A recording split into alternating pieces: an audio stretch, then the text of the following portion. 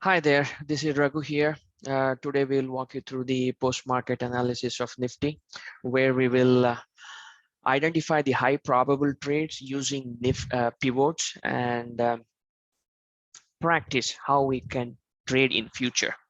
Now, this is very important, guys. Whenever I come online and share some knowledge, please do pay attention because this is the most easiest way of making money. As you all know, I'm a full-time working professional. I work in an IT company as a project manager. However, when I get time, I do trade. Most of the time, my method of trading is scalping. But if you do pay attention to how I would like to trade, this is how I would like to trade, and this is how most professionals will trade. So by scalping in my free time, I have made this much. I told you every day I make around 10 to 20% depending upon the available time between my work. So let's continue. Now today, as I suspected yesterday, we saw market opening within previous day range, and the initial 5 minutes candle was a big candle. I mean, some people call it as a elephant candle, but I would call it a big candle. Now, where were the previous resistances? Okay, this one was a resistance, and this one was a resistance, and this one was a resistance. Okay, I mean, this is very important. Along with pivots, the key turning points during a day is also pivots. Now understand the meaning of pivot. Pivot means turning point. All right. Now these were the things. And what is the current trend? We are in downtrend. If you see the CPR, we are in descending CPR. Price is going down, but price gapped up a little bit, and we had a very big buying pressure seen in the first 5 minutes, and the first resistance was broken. First resistance was broken, which gave me a confidence to enter. Now, usually above CPR, the target will be previous day high or R1. And if the price is opening in a previous selling zone, watch here. This is a previous selling zone.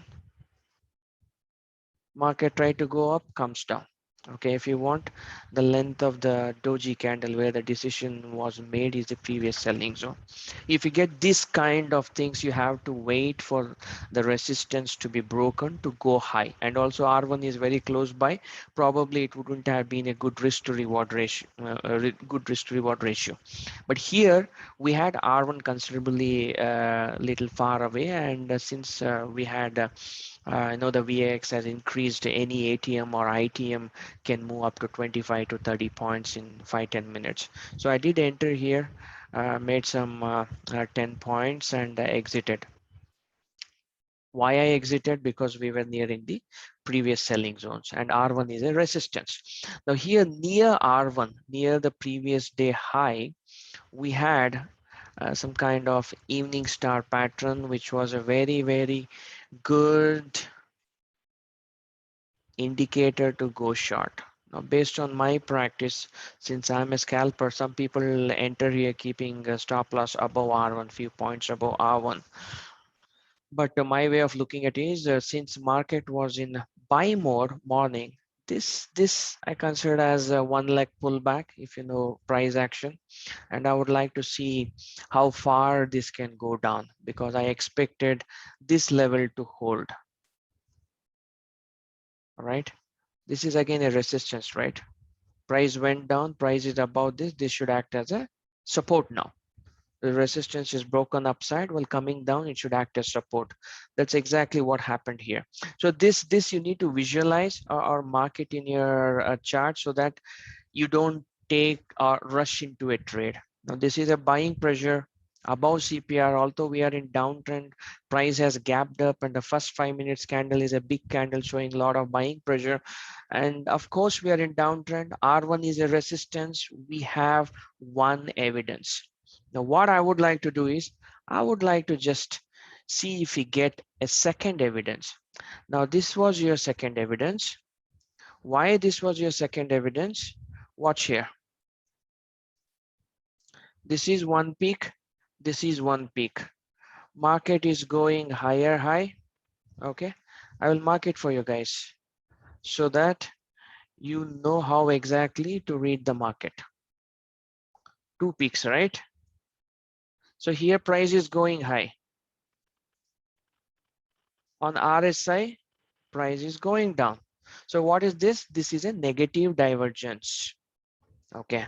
On a 5 minutes negative divergence, it is insignificant, but still a signal or an evidence for you to be cautious.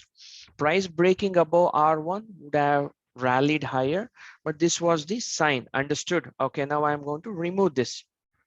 Now watch, this small candle breaks R1. All right, yes, it has broken.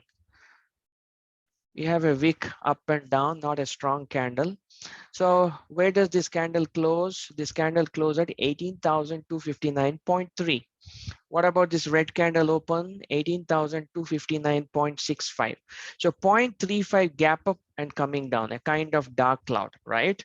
You have to watch this near the pivots. That's the reason pivots are very easy to trade. All the price action near pivots are valid. Now, is it a dark cloud? 0.3 little gap up covering more than 50% near R1. Yes, it is a dark cloud. And anybody who would have shorted here, keeping stop loss above the high of the day, had a very big downtrend. Unfortunately, even I did not pick that trade because I was busy, but I did trade. I did trade and made few points on PE side. Now market comes down. Watch here. What is a central pivot? A central pivot is the heartbeat of the pivots. So it always acts as a support if price is coming from the top. Watch this one.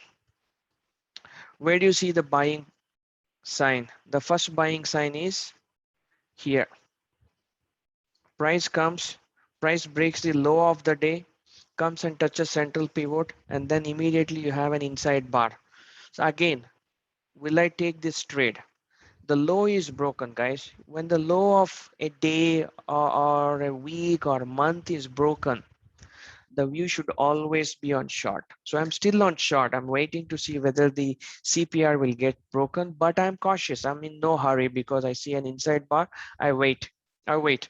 So this is the resistance, right? The low is broken. Low of any day will always act as, okay, this is the, let's keep this as a range. Wick to body. Where does the price again reacts? In the same range. Okay, I'm going to remove this so that you know how to mark. After this other big candle which breaks the low of this, but near the bottom circuit of CPR, price pulls back, just goes back.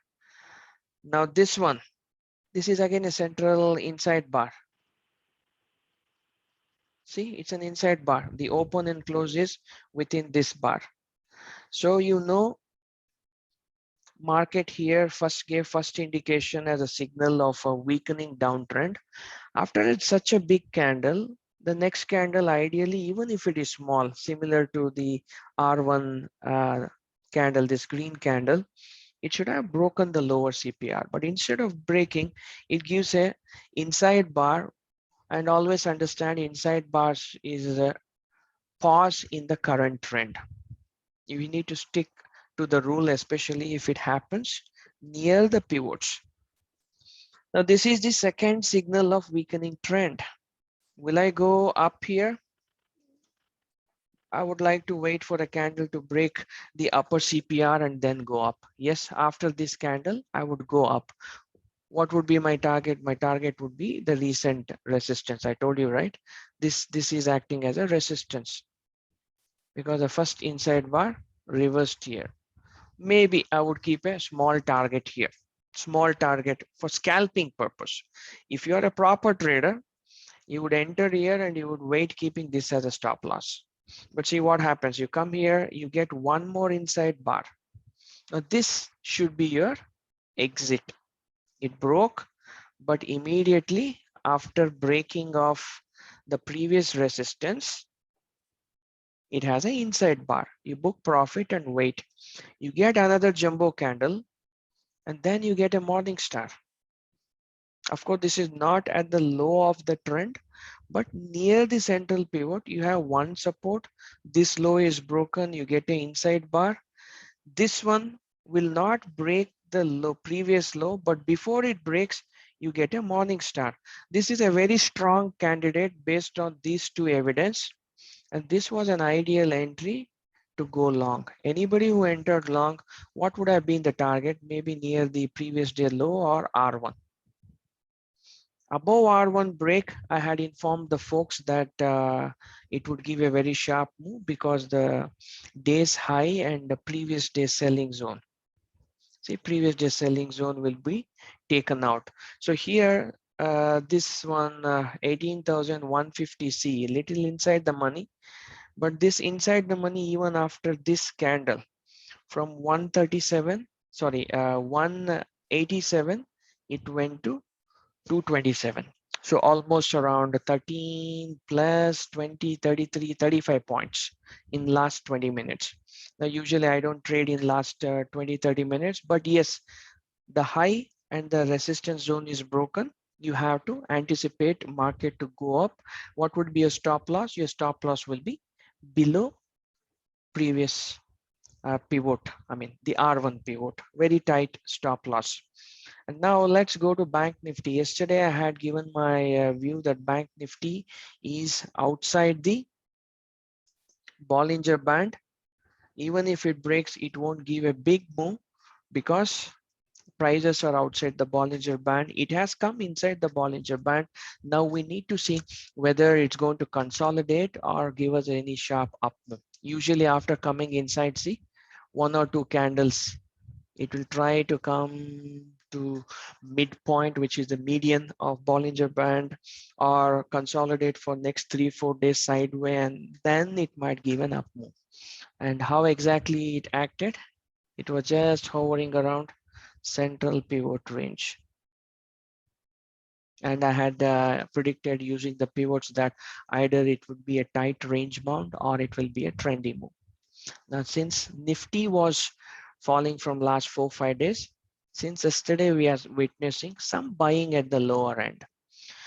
So this buying and the strong closure in the second half might give us a trendy move, or it might gap up tomorrow, but I'm against holding any position, intraday positions, especially in index, since I trade only intraday. Hope this helped. Very soon I'll come up with the another analysis of Nifty and Bank Nifty for tomorrow. This is the post-market analysis. I hope you practice pivots, use the right locations to trade, and read the market and make profits. Thank you.